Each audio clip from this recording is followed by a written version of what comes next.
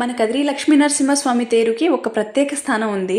130 ఏళ్ల చరిత్ర కలిగిన ఈ లక్ష్మీ నరసింహస్వామి తేరు గురించిన కొన్ని విషయాలు ఈ వీడియోలో మీకోసం. మన తేరుని లాగడానికి తాళ్లరేవు నుంచి ప్రత్యేకించి తాళ్లు తయారు చేపించి తీసుకొస్తారు. సుమారు 2 టన్నుల బరువు ఉండే ఈ తాడు 400 మీటర్ల దాకా పొడవు ఉంటుంది. ఇసకేస్తే రాలనంత జనం వస్తారు.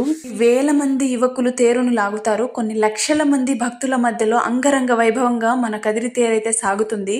మన ఖాద్రి లక్ష్మీ నరసింహస్వామి కర్ణాటకలోని చాలా మంది ప్రజలకు ఇంటి దైవం కూడా. అందుకనే కర్ణాటక, బెంగళూరు నుంచి చాలా మంది భక్తులైతే తరలి వస్తారు. ఈ మొద్దులను ప్రత్యేకించి తేరు యొక్క స్పీడ్ ని కంట్రోల్ చేయడానికి స్పీడ్ బ్రేకర్ గా ఉపయోగిస్తారు.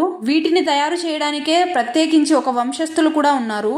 మన కదిరి తేరు దేశంలోనే అతిపెద్ద 3వ రథంగా ప్రసిద్ధిగాంచినది. శ్రీవారి బ్రహ్మోత్సవాలు 15 రోజుల పాటు జరిగితే తేరుకు మాత్రమే ప్రత్యేకించి స్థానం ఉంటది. అంత వైభవంగా జరిగే తిరణాలను ఎవరు మాత్రం చూడకుండా ఉంటారు చెప్పండి. వాస్తవానికి కదిరి పేరు కదిరి కాదండి, ఖాద్రి. కాబట్టే ఖాద్రి లక్ష్మీ నరసింహస్వామిగా కొలవబడుతున్నారు స్వామివారు. అది కాలక్రమేణా కదిరిగా మారిపోయింది. మా కదిరిలో మరికొన్ని కూడా ఫేమసే అండి. కదిరి కుంకుమ చాలా ఫేమస్.